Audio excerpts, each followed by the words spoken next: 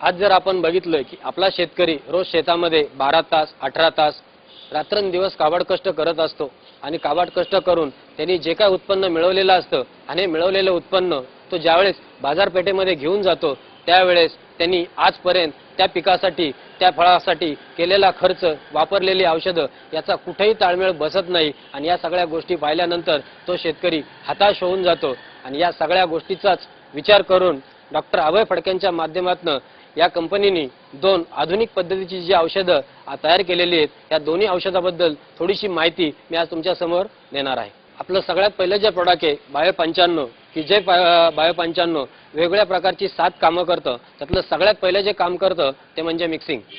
आज आपण बघतो की शेतकरी शेतामध्ये ज्यावेळेस कीटकनाशक फवारत असतो किंवा मारत असतो त्यावेळेस ही महागडी कीटकनाशकं ज्यावेळेस तो बाजारातून आणतो त्यावेळेस एका ड्रममध्ये पाणी घेतो त्या पाण्यामध्ये ते औषध टाकतो काठीने ढवळतो परत ड्रम फुल करतो नंतर ते औषध पंपामध्ये टाकतो आणि फवारणी करतो।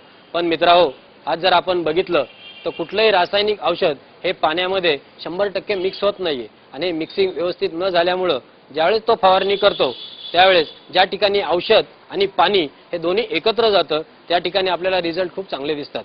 पण ज्या ठिकाणी नुसतं पाणी जातं त्या ठिकाणी आपल्याला रिझल्ट दिसत नाही आणि हीच तक्रार घेऊन आपण दुकानदाराकडे जातो आणि ज्यावेळेस आपण दुकानदाराकडे जातो त्यावेळेस दुकानदाराचं एकच वाक्य ठरलेलं असतं की आजकालच्या ज्या कंपन्या आहेत ह्या बरोबर नाहीत। तो डाव्या हाताने अजून एक बॉटल काढतो आणि त्याला देतो आणि सांगतो हे मारून बघा। पण सगळ्यात मोठी जी चूक झालेली असती ती म्हणजे मिक्सिंगची। आपलं बायो 95 हे मिक्सिंग एवढं सुंदर करतं ह्याचं एक छोटंसं एक्झाम्पल जर आपण घेतलं तर एका ग्लासामध्ये तेल आणि पाणी एकत्र घ्यायचं काय घडतं पाणी खाली राहतं आणि तेल वरती राहतं। याच्यामध्ये मित्रांनो फक्त 2 थेंब बायो 95 टाका चमच्यानी ढवळा तुम्हाला तेल आणि पाण्यामधला फरक कळणार सुद्धा नाहीये। म्हणजेच मला या ठिकाणी एकच सांगायचंय की बायो 95 मुळे आपण जी काय महागडी कीटकनाशकं फवारतो याचं मिक्सिंग हे चांगल्या प्रकारे होतं आणि मिक्सिंग जर चांगल्या प्रकारे झालं तर आपली फवारणी चांगली होती फवारणी चांगली झाली तर आपल्याला रिझल्ट चांगले मिळतात पर्यायाने शेतकऱ्याचं उत्पन्न देखील वाढतं। याच बायो 95चं दुसरं काम म्हणजे स्टिकर।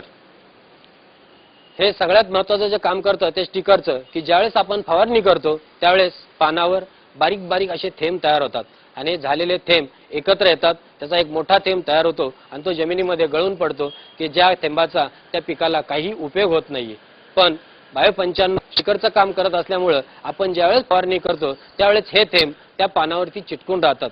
पण नुसते चिटकून राहत नाही तर याचं तिसरं काम लगेच चालू होतं की ते स्प्रेडर म्हणून सुद्धा काम करतं की जेणेकरून ते पानभर पसरवतं आणि पानभर पसरवल्यामुळे पानाचे जे रंध्र असतात पानाच्या ज्या श्वासनलिका असतात ह्या ओपन केल्या जातात आणि ओपन केल्यामुळे वातावरणातलं अन्नद्रव्य तुम्ही फवारलेलं कीटकनाशक शोषून घेण्याची ताकद त्या झाडामध्ये वाढते आणि वाढल्यानंतर हे शोषलेलं अन्न किंवा शोषलेलं कीटकनाशक आंतरसालीतून मुळांपर्यंत पोहोचवण्याचं काम हे बायो 95 करतं कारण बायो 95 हे आंतरप्रवाही आहे। इवन मुळांच्या भोवती गेल्यानंतर सुद्धा ते एक कवच करून बसतं की जेणेकरून मुळांवरती जे उन्ही उदयचे प्रॉब्लेम येतात याच्यापासून ते झाडाचे संरक्षण करतं। याच्याही पुढे जाऊन जर आपण बघितलं तर प्रत्येक पिकाला ज्यावेळेस एखादी कीड लागती ती पानाच्या खालच्या बाजूला असते आणि ज्यावेळेस ती पानाच्या खालच्या बाजूला असते कारण याच्यामुळे ती रंध्र ओपन होतात आणि ओपन झाल्यामुळे हे जे कीटकनाशक आहे रंध्राद्वारे आत शोषलं जातं आणि ते कीड मारायला मदत करायचं काम हे बायो 95 करतं। याच्याही पुढचं काम जे करतं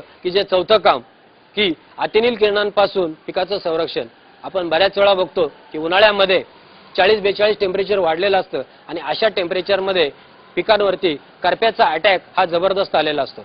पण बायो 95 मुळे एकच घडतं की हे जे काय सूर्याचे अतिनील किरण आहेत की ज्या किरणांना ते परावर्तित करतं कारण त्याची एक लेयर किंवा त्याचा एक थर त्या पानावरती असा साचून राहतो त्यामुळे जी काय घातक किरण त्या पानावरती येतात तेव्हापासून त्या किरणांना ते परावर्तित करायचं काम करतं। म्हणजेच बायो 95 काय करत असेल तर कमी पाण्यामध्ये त्या झाडाला टिकवून ठेवायचं काम हे करतं। बायो 95 मुळे आपल्याला जो 5वा फायदा होणार आहे तो म्हणजे आपली जमीन भुसभुशीत करण्याचा। कारण आज बऱ्याच ठिकाणी जर आपण बघितलं तर आपल्या जमिनी ह्या घट्ट झालेल्या आहेत आणि जर जमीन घट्ट असेल तर प्रत्येक पिकाची जी मुळे असती ही तंतुमय मुळे असती की जी खोलवर जाऊ शकत नाही। कारण आज जर आपण जमिनीच्या बाबतीत विचार केला तर आपल्या जमिनीचा ईदभर भाग की ज्या ठिकाणी क्षारांचं प्रमाण खूप प्रचंड आहे आणि जर क्षारांचं प्रमाण प्रचंड असल्यामुळे त्या झाडाची वाढ ही व्यवस्थित होत नाही। पण जर आपली मुळं ईदभरच्या खाली गेली की ज्या ठिकाणी जमिनीमध्ये अन्नद्रव्याचा खूप साठा आहे मग जर जमीन घट्ट असेल तर ही मुळं खोलवर जाऊ शकत नाहीत, पण बायो 95 मुळे जमीन भुसभुशीत होती आणि आपली मुळं खोलवर जातात की ज्या ठिकाणी त्या पिकाला अन्नद्रव्याचा साठा मिळतो आणि तो मिळाल्यामुळं त्या पिकाची वाढ जोमदार होती. बायो 95चा 6वा फायदा जर आपण बघितला तर अतिशय महत्त्वाचा फायदा म्हणजेच प्रकाश संश्लेषणाची जी क्रिया आहे जी पिकामध्ये घडती ही फास्ट करण्याचं काम हे बायो 95 करत असतं. कारण आज आपल्याला माहिती आहे की कुठलंही पीक असो किंवा कुठलंही झाड असो की जे दिवसा कार्बन डायऑक्साईड घेतं आणि ऑक्सिजन सोडतं आणि रात्री ऑक्सिजन घेतं आणि कार्बन डायऑक्साईड सोडतं. त्यामुळे आपण कुठंतरी शाळेमध्ये वाचलेलं आहे की रात्री झाडाखाली झोपू नये. पण ही क्रिया जर पिकामध्ये फास्ट झाली तर त्या पिकाला वातावरणातनं जे काय अन्नद्रव्य ते मिळण्याची खूप शक्यता असते आणि हे मिळाल्यामुळं त्या पिकाची वाढ ही अगदी जोमदार होती. प्रत्येक शेतकऱ्याचं आवडतं खत जर आपण बघितलं तर युरिया. आज शेतकरी शेतामध्ये युरिया का टाकत असतो की युरियाच्या माध्यमातून फक्त त्याला नत्र हे मिळत असतं. पण आज जर आपण युरियाचं 100 किलोचं पोतं घेतलं की ज्याच्या माध्यमातून फक्त 46% नत्र मिळतं आणि हे नत्र टाकल्यानंतर त्या पिकावर येणारी जी काळोखी असते ही फक्त 15 दिवसाची असते. पण मित्रांनो, वातावरणामध्ये जर नत्र बघितलं तर 76.6% नत्र हे वातावरणामध्ये.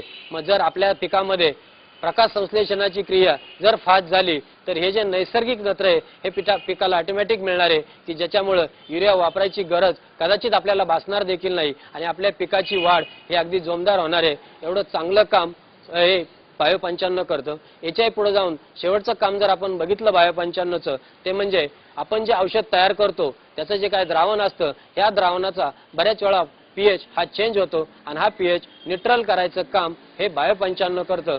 आणि आज जर आपण बघितलं की या बायो 95चा वापर आपण ज्या ज्या वेळेस आपली कुठलीही फवारणी असो, मग ती तणनाशक असो, कीटकनाशक असो